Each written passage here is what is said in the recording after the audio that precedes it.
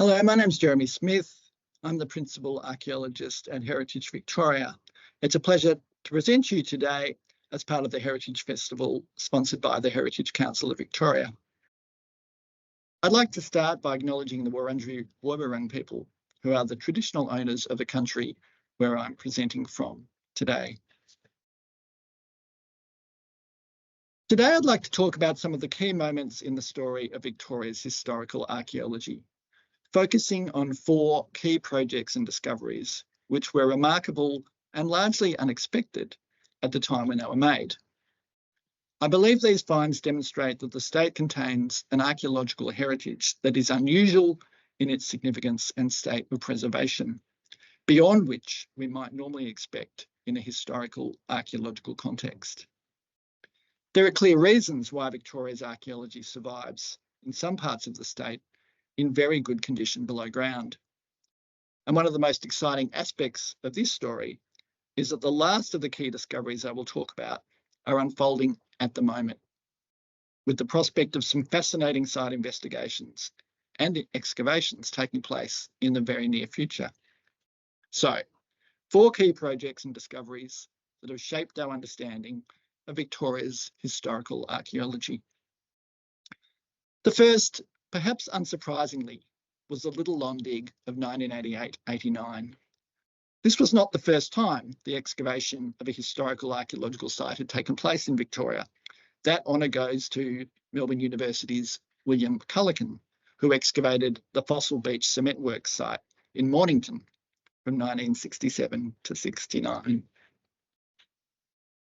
But the Little Lon dig captured the interest and imagination of the Victorian public and the media in a way that's never previously been seen. The location of the dig, in the city block bounded by Lonsdale, Spring, Exhibition and Little Lonsdale Street, gave it a prominence, visibility and profile. The public were also invited, almost implored, to participate in the dig, a reflection of the lack of resources that were made available to Justin McCarthy's team to fund a project that was without precedent in Melbourne.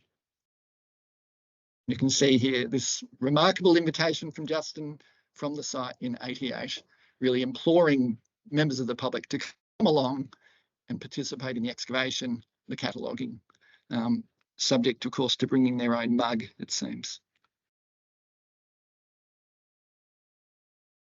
But the Little Lon dig was significant beyond just the opportunity for members of the public to live out the dream of archaeologists for a day. Despite the lack of time, the project team was able to find, uncover, investigate and record a well-preserved archaeological record from mid and late 19th century Melbourne. The remains of a working-class district emerged: humble houses, cottage industries, small-scale commerce and industry. The media focused on the neighbourhood's notorious reputation as a red light district and den of iniquity, populated by criminals, prostitutes and the destitute. But the archaeological evidence, coupled with new historic research, uncovered something more multidimensional and complex. A new picture emerged of Little Lon. The brothels certainly existed, but the laneways were shared with other businesses, with families and other long-term tenants. Late in the 19th century, the area was popular with immigrants and minority ethnic groups for whom Little Lon represented an opportunity to establish a business or even a factory in the growing city. And for those volunteers who worked on the site and the members of the public who watched from the street as cottage foundations were excavated or saw artefacts in their tens of thousands being collected and recorded across the site, the Little Lon dig demonstrated that archaeology was not solely the preserve of the ancient or classical cities of the world. It could be found beneath Melbourne's modern buildings and asphalt car parks too. The Little Lon dig left a profound legacy. The lawmakers who prepared the new Heritage Act in 1995 included strong new protections for historical archaeological sites that had not previously existed. And for the last 20 years, the archaeology and history of Little Lon has been presented as part of the permanent Melbourne Story exhibit at Melbourne Museum, where it's been seen by hundreds of thousands of visitors. A key site indeed. The second of the four key sites in this story of the discovery of the state's historical archaeology requires some licence on my behalf. It is not really one single site discovered and excavated at a certain time, but a pattern of investigations conducted over 2 decades. This is the story of the archaeology of the modern city, the emergence of Melbourne's archaeology from approximately the year 2000 onwards, when new heritage legislation combined with improved and more effective heritage management practices ensured that archaeological investigations became commonplace across the developing city landscape.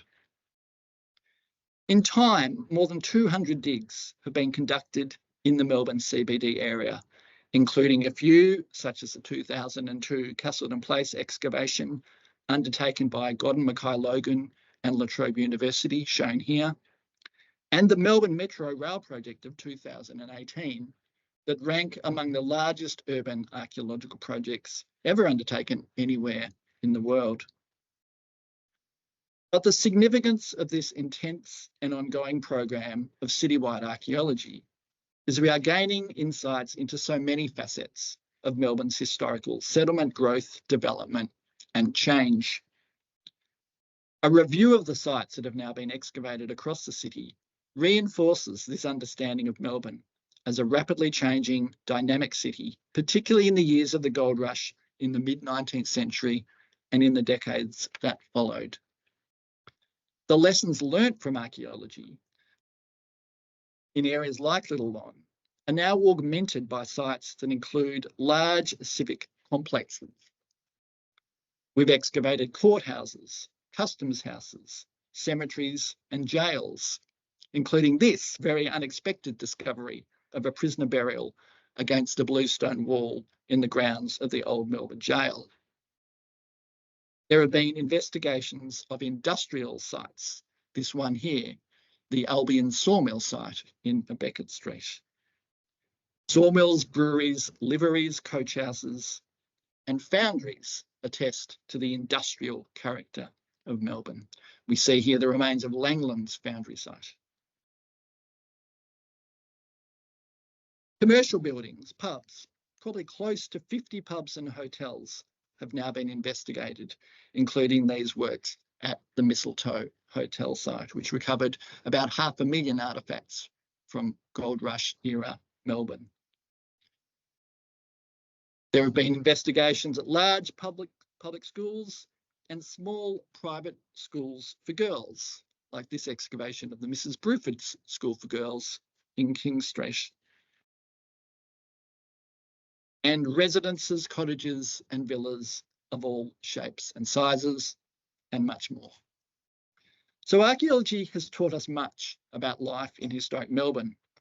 Our research questions are being addressed and refined all the time.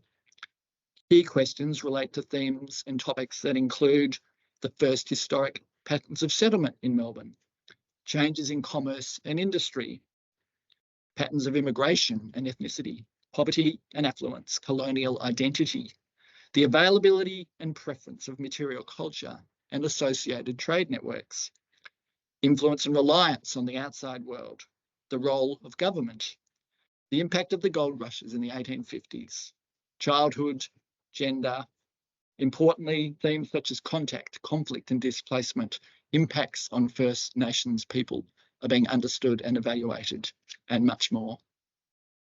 Many of these subjects are ones that cannot be fully understood through the examination of traditional historical sources, particularly where disempowered individuals or communities are involved. The archaeological evidence provides a unique insight in many ways. It helps that many of the sites investigated in Melbourne have been found to be in good condition, with well-preserved archaeological remains and artefacts surviving below ground. In part, this may be due to the city's complex hydrology. Melbourne is built on an alluvial deposit of the Yarra River Delta, known as Coode Island silt. The silt has, until relatively recent times, made extensive below-ground construction and development very technically challenging. which has contributed to the survival and intactness of some 19th century archaeological remains, which is a very good segue to our third key site. Our third key archaeological site, also in Melbourne, came to light in 2017 during excavations by archaeology consultancy Dr. Vincent Clark and Associates in the area of the Wesleyan Church at the eastern end of the block bounded by Lonsdale, Exhibition, Little Lonsdale and Russell Streets. Excavations here were required by Heritage Victoria as part of the development of land adjacent to the church. Initially, the dig uncovered the interesting, well-preserved remains of a row of cottages and associated artefacts from the 1860s. But something else was uncovered at greater depth. There seemed to be the remains, shown here as a footing, of another stone building buried deep beneath the fabric of the 1860s cottages, more than 2 metres below the level of the 1860s structures. A program of historical research was commenced to see if any explanation could be found for these unexpected and deep archaeological remains. A key clue was found in a letter to the editor of The Age from 1855, which read, "Not far from my residence, there is an open space of ground on the north side of Lonsdale Street, between Russell and Stephen, which becomes Exhibition Streets. It is an eyesore to the inhabitants. Towards the close of last summer, the street and pavement here were raised several feet, and this large open space on the north side consequently made a hollow. No provision was made for either draining the water off or filling up this place level with the road, and it is therefore become the reservoir of all the winter rains. At present, this standing pool is dangerous to the health of the inhabitants, being filled with decayed vegetable matter and also a sprinkling of dead rats and other animals. The location is populous, and there is a day school on the banks of the verdant water." We now know from this and other sources that in the 1850s, and probably since the time that the establishment of Hoddle's Grid altered the natural flow of watercourses into the Yarra River, the parts of the city had become prone to bad flooding. In response, this Act was passed to make further provision for the cleansing and improvement of the City of Melbourne. This Act gave the Council the right to access private property for the purpose of constructing drainage and the ability to order the owners of private property to raise the level of their land to that of the adjoining street. Part of the Act reads, "It should be lawful for the said council to order that the surface of such yard or land be raised to such a height in such manner and within such time as the council may appear expedient. And if a landowner refused an order or did not carry it out within the specified timeframe, council was empowered to have the land raised and subsequently charge the owner for costs." So, the City Council was requiring changes to the ground level to address flooding issues. High points around the city were reduced and low points were filled. If a house was located in a low point, it needed to be raised to a new level or demolished or filled in and buried with clay fill with a new construction taking place on top. And this is the evidence that we find when archaeological excavations take place in parts of the city that we now call buried blocks, the remains of structures that were in use prior to being filled by law in the mid to late 1850s. And here are some examples of sites that have been excavated, which show clear evidence of abandonment, change and burial in line with the council's requirements in the mid to late 1850s. We see here the image of the Wesleyan Manse, which is still intact, which was built around 1860. Beneath that, we see the remains of something else. It is, in fact, the remains of a school referred to in that earlier article. The most striking feature of this image is not that we have a combination of different phases of building, the ruins of a school and a manse built on top. It's actually this level of clay fill measuring about 2 metres in depth, which overlies the remains of the school between the construction of the manse. So here we see this clear example of the buried block. The school was too low. Its demolition has been required. The site was then filled with 2 metres of levelling clay, and then the manse was built on top. This slide shows a similar phenomenon. We've got Little Lonsdale Street running to the right-hand side of the image. And beneath that, we see the remains of a cottage. Initial interpretations of this feature might have been that it was a basement level. But in fact, this building, prior to reburial, was at ground level. We have windows. We have remains of a garden. This structure was originally at ground level in Melbourne in the early 1850s before being filled and becoming victim to the raising of surface level. And here we see the same image with the double-sided fireplace, the windows, the garden. These are not features that you would see in a basement level. This was clearly ground level in Melbourne prior to the raising of Little Lonsdale Street. And quite recently, Extent Heritage completed their investigation at the Bennett's Lane site, again adjoining this precinct in the Lonsdale Street area. We can see these layers of clay fill that have brought in to bury, submerge the structures of the pre-existing cottages. This wonderful image here, also from Bennett's Lane, shows a location of a red gum would originally have been at ground level when these cottages were in use. But the whole deposit, the whole site, had been filled to depths of about 2 metres beneath clay in order to address the demands of council in the late 1850s. So our understanding of the impacts of these forced land and property changes is augmented by some remarkable historical records. Here we have a letter to the council from a Richard Hill complaining that he has no means to undertake the work, the raising of ground level that's been required. He talks here about the aid of screws. It seems in some cases, owners were actually trying to use screws like jacks to raise their properties up and then fill beneath them with introduced clay and earthwork.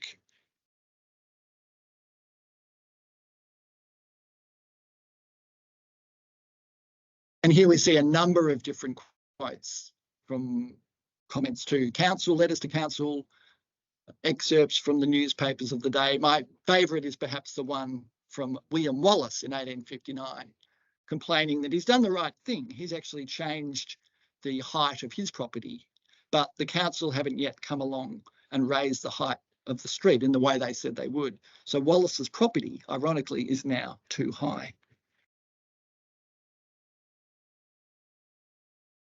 We do find archaeological evidence of the transformation of Melbourne's waterways at other sites around the city as well. This is an example of an excavation conducted by Extent Heritage at in Munro Street near the Queen Victoria Market, where we can actually see this parabolic shape. This was one of the former creek lines, I think William Creek, running from the area, from Melbourne University through the Queen Vic Market area and exiting down at the Yarra River.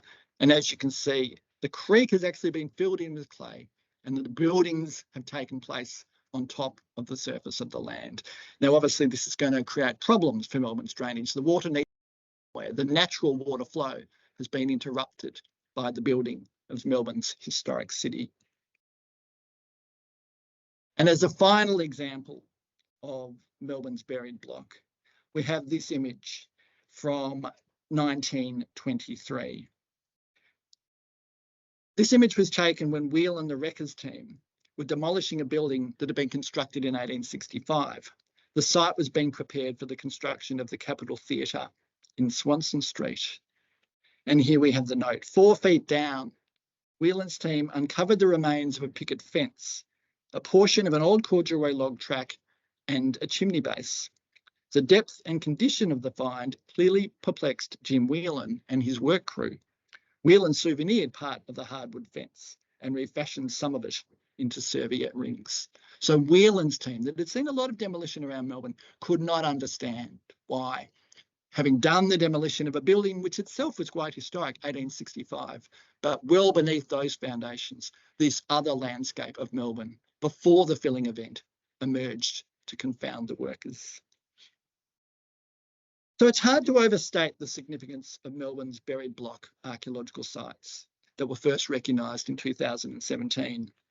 Not only do the sites have a very high level of preservation and intactness, as these images show, they are also sealed time capsules from a time when events of extraordinary significance were taking place across the fledgling state of Victoria, as gold was discovered in the early 1850s. For the last of my 4 key finds, I'd like to move outside the Melbourne city to the regional centre of Ballarat. This discovery relates to work and research that is currently underway, and I expect excavation projects over the coming few years will uncover archaeological sites in Ballarat that are as remarkable and important as anything found to date in Melbourne. In a way, the excitement surrounding the archaeology of Ballarat has similarities with Melbourne's buried blocks. The same phenomenon, 19th century sites preserved in outstanding condition beneath layers of soil or clay, apply to both. But in Ballarat, the sites are not buried beneath intentionally introduced layers of clay fill, but beneath tons of mining waste or sludge. Professor Susan Lawrence and Dr. Peter Davies from La Trobe University recognised that the byproducts of gold mining, sand, gravel and silt, had engulfed many goldfield landscapes in their landmark 2019 book, Sludge. An article in the Geelong Advertiser from April 1859 describes the same thing, the impact of the mining waste. And the quote reads, "The sludge is rolling down like a lava tide upon the cities of Ballarat and Sandhurst," which is of course Bendigo, "threatening to submerge them and thus preserve them, like Pompeii or Herculaneum, for the delectation of antiquaries 1,000 years hence. No less overpoweringly does the avalanche of imported sludge shoot into the seaboard towns, bearing down all native industry as effectually as the sea would sweep the fields of Holland if her dykes were thrown." Current research, funded by the Victorian Heritage Council, is being conducted by Heritage Victoria archaeologist Laura Campbell, following on from the work of the La Trobe University team and archaeologist Dr. Greg Hill. A fascinating and tantalising picture is emerging. It was not only the goldfields and the distant mine workings that were buried beneath layers of sludge, but the Goldrush cities themselves. Comparisons between recorded contour levels of Ballarat in 1858 with recent levels show that ground surfaces today are significantly higher in many places, sometimes by more than 2 metres.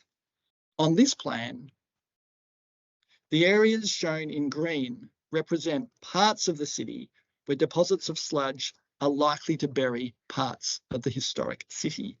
The darkest green areas represent an indicated burial depth of 2.5 to 3 metres. This is consistent with many historical anecdotes that reference the buried Gold Rush era city, including this one. During the 1930s, the writer was engaged in mining for gold on vacant blocks along Main Road between York and Eureka Streets. And when sinking shafts, as many as 3 old wooden floors were passed through, the lowest being on the original ground surface, the others were separated by feet of sludge, gravel and waterlogged tailings, and in some places by a thick layer of ash containing melted glass and many fragments of china. These floods show definite evidence that new buildings had been erected on top of flood debris or ashes after the destruction of the previous ones. And we have this quote from Wither's History of Ballarat from 1880. "Old Main Road, now called Bridge Street, but before the old levels were raised to what they are now, with some of the shop floors in the present street 11 feet above the original surface." New archaeological science techniques, including ground-penetrating radar and LiDAR, are also currently being used as part of the Ballarat project, which will result in the listing of a few hundred new historical archaeological sites in Ballarat and Bendigo later this year. The listing of sites will inevitably lead to a number of excavations taking place beneath the layers of sludge that cover parts of the towns, which will hopefully uncover well-preserved archaeological remains and artefacts from these highly significant gold rush years. To conclude, I hope you've enjoyed this journey from the days of Little Lon in the late 1980s to the exciting new research currently being completed in the Victorian goldfields. We should be grateful for the strong legislation that exists in Victoria, which protects historical archaeological sites and requires the investigation of sites that may be subject to development or disturbance. Few states in Australia benefit from legislation like ours, and the archaeology projects that you have seen in this presentation are not common outside Victoria or New South Wales. Victoria's archaeology is unique, and in many places it survives in remarkable condition with fascinating stories to tell. Thank you.